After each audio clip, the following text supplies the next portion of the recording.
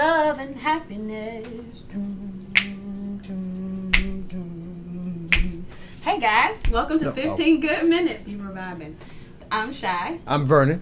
And we are here to talk about something that's so dear to my heart. And I think yours too, right? Music. Yes, sir. So, Vern, I heard word on the street that you love music. I do. And so I want to pick your brain a little bit about music and all right, come on. Understand why do you love music so much? Okay. Why do you love music? I mean, probably for the same reason a lot of people. I mean, emotional connection.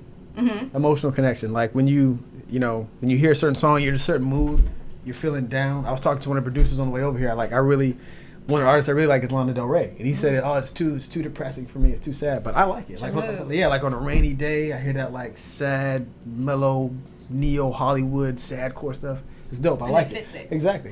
You turn it up, Lil Jon, something like that, or or whatever they listen to today, or the trap music. Yeah, whatever.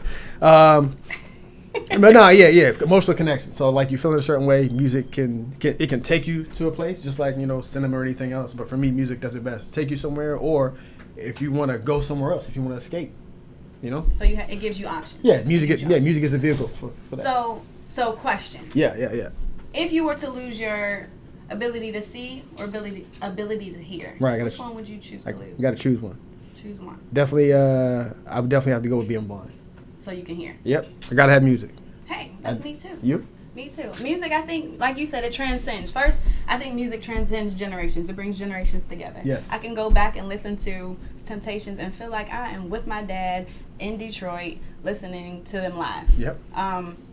It brings you together. You can have common conversation. It transcends even culture and race, because like you said, you go to like a metalhead concert or like some crazy slashers or whatever, and sure there might be a particular I don't know, the majority might be a particular base, but you're gonna see all types there. Same, you go to a Dre concert, you're gonna see all types there. Yeah, it's worldwide. It's worldwide. It's like a unifier. Yeah, it's like food.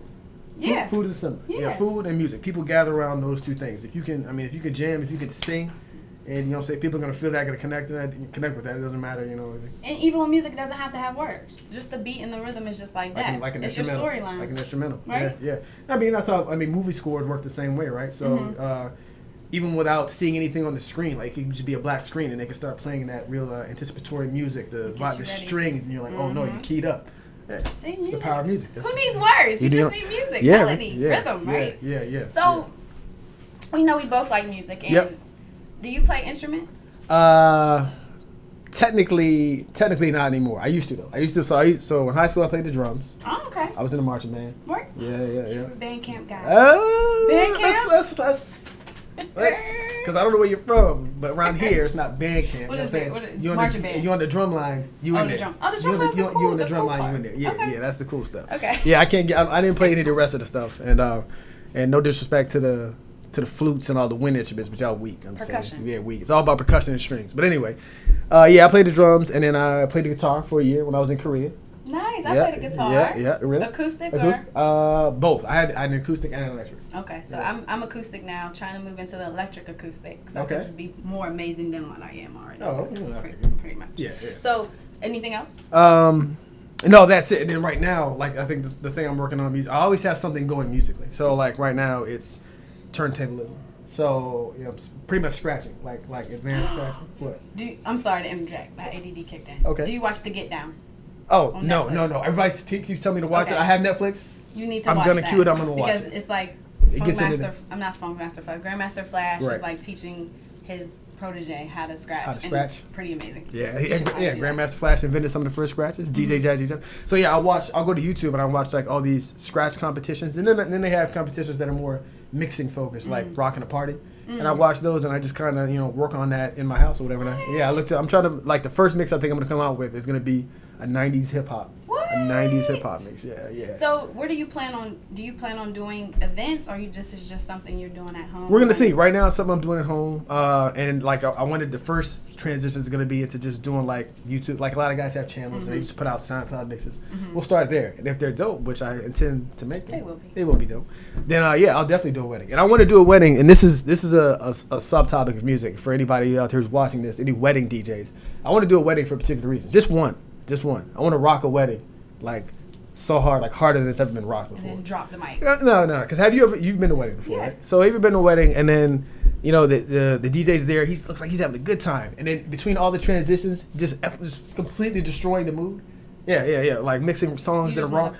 Smooth, like when you start, the mix is perfect. Like when you start, everybody's head starts bobbing, they get on the dance floor, and then they don't leave until you stop. You rocking. Yeah, you're not you know, that's playing it. Summertime into Take On Me by A-ha. And then, what I hate with DJs is when they don't know how to transition. It's just mushy. But it's so sloppy. Yeah, train wrecking. Yeah, it just kills the whole vibe. Yeah, it kills. And they think they're really doing something. No, yeah. I was at one recently, and the dude was like, he was over there jamming, and like the dance floor is empty. We're like, what are you doing? Yeah, so I was at I went to an event and MC Light was actually our DJ. Okay. And that was the livest. Of course, it would be the livest because it was MC Light. Right. It was the livest party. Like that's the experience you want to have at a wedding. Yes. That's what she did. Yes. It was pretty. Yeah, dope. that's what I want to provide for people. So that if you really can't. I don't know if people probably aren't going to count the decks as an instrument, but that's what I'm doing right now. So what influenced you? For music? Mm-hmm. So the heaviest influences technically the heaviest influences are gonna be like soul and funk from the 70s, stuff that my pops and my mom were growing up listening to. Mm-hmm. So all the way back to like Patti LaBelle, Anita Baker, Cameo, like the whole range of R&B, soul, and funk in those days. Average White Band, like a lot of I love. You can't not put them in there. You can't not put them in there. You know about that? Yeah. So no. But, so all those were probably, I think, built in subconsciously. And then my like conscious influences were definitely hip hop. True hip hop. Let's get this straight. Real hip hop. Real hip hop. All not capital letters. Not this bullshit you hear these days. That's not what hip is hop. that? What is that? So now that you brought it up, but let me rewind. Okay. So pretty much music was part of your foundation without you even knowing it, because it was around the house, it was around everything. So kind of cleaning up on Saturdays, we put music on. Yeah. Same thing for me. Okay. Playing the guitar, I was influenced by, of course, neo soul and actually John Coltrane, and just having the sound of an acoustic guitar just like moves you, like moves your chest. It makes you feel a certain way.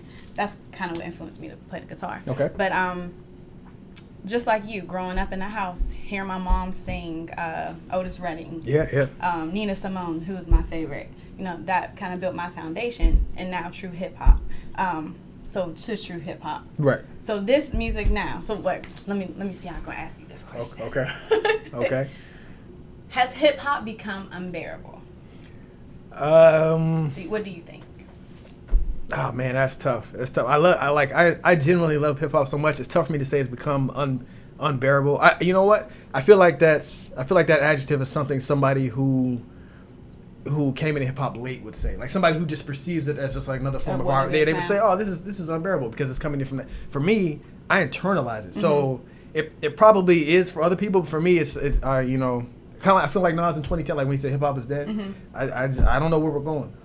With it's on the gurney. Yeah, seriously. Yeah, I think a lot of people now, especially this new generation, doesn't truly know what hip hop is, because I think hip hop is a culture. I do. It's just not a beat. It's just not a rhyme. Right. It is what you live, you breathe, you eat, you smell like hip hop. Right. That's what we were raised on. Right. Now I think people that are saying they're hip hop, it's just all for the money. Yep. Talk about money in their songs. That's not what hip hop was. Hip hop had a message. It had a movement to it, right? It did. It caused you to be a better person. It did. Some of this stuff is not causing me to be a better person. It's causing me to spend money to be a terrible person. Yeah. Spend money on drugs, weed, and rock and roll. I don't want it. Turn up and everything else. I mean, for me, you're right. And for me, the extension is like, so part of it, so when I was in high school, as I guess a continuation of things I did in music, when I was in high school, I used to write rhymes a lot and battle. Are you a lyricist? And so I was. Like my influences then were like M, Cannabis, Redman, Razzcast, like very lyrical guys. Nas. Rakim? Rakim. Okay. Pretty much Just all Wu. checking. Wu was like all Wu-Tang. So and I was like back. So part of the reason I didn't continue it because back then, like especially with Jay-Z coming up, like it was like street tales and the drug game. So in my mind, I sort of limited myself by saying, well, I can rhyme, but I don't have anything dope like that or like crazy tales to tell them without lying. So I just sort of stopped doing it, and of course I that's foolish because now you got Kanye's, you got Mac Millers, you got guys. Yeah. And even before then there were guys who weren't about that that life, and they were still successful artists. Yeah. So, I know. I think we should probably pick that back up, and then scratch your own stuff and rap to it. And rap to it. I So think that would be pretty dope. And so then I the- can sing your hooks. oh, see, See, there you go. we're on to something. We get a producer to do it. He'll sing like the dude from Five Heartbeat, Eddie Kane. So,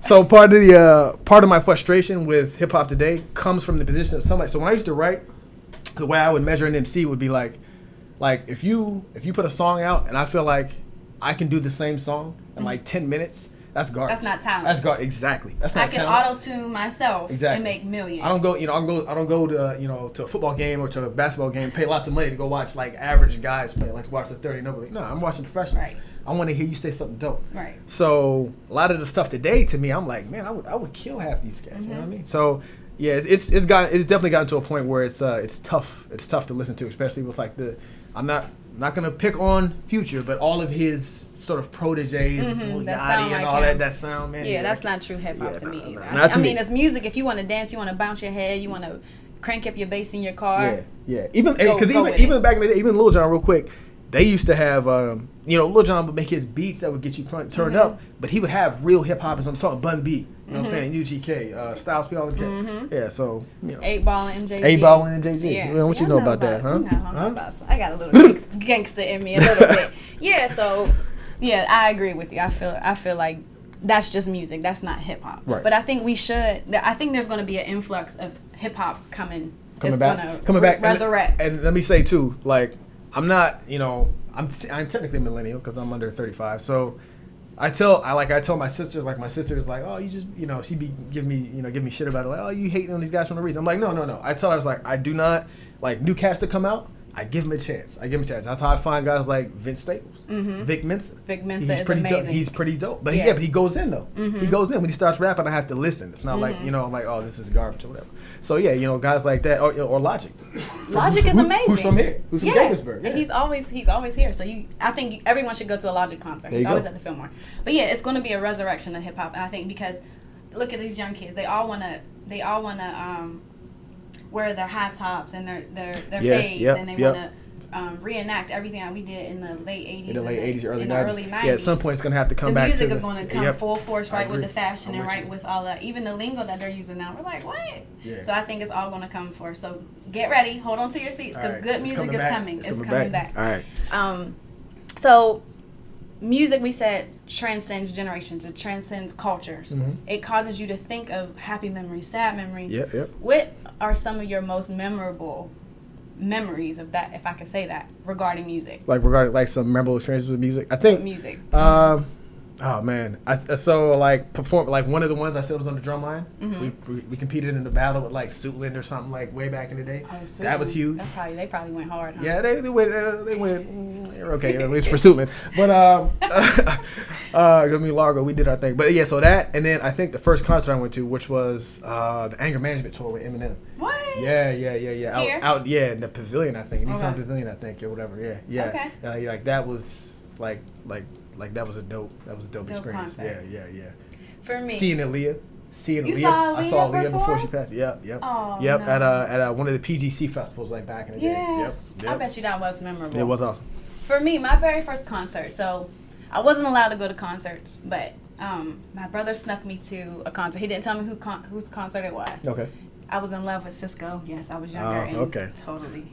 Drew Hill. When I heard that ooh yeah, I faded. I don't remember anything else from the rest of the concert because it was Drew Hill. It was Cisco. And the last one is Lauryn Hill. I've been to about 6 Lauryn Hill concerts. Yeah. And yes, people talk about her being late and everything. I will wait in the rain 4 hours for you, Lauryn, every time because she puts on an amazing show. She is dope.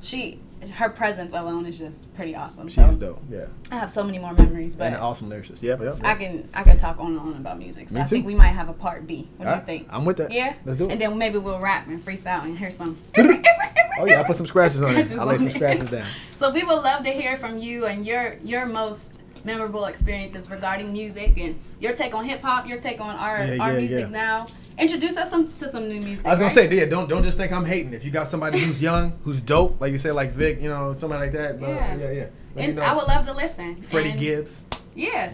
Subscribe, Yep. like, comment, Instagram, Twitter, Facebook, all of it. All that. Hit us up. All that. And see you later. 15 good minutes.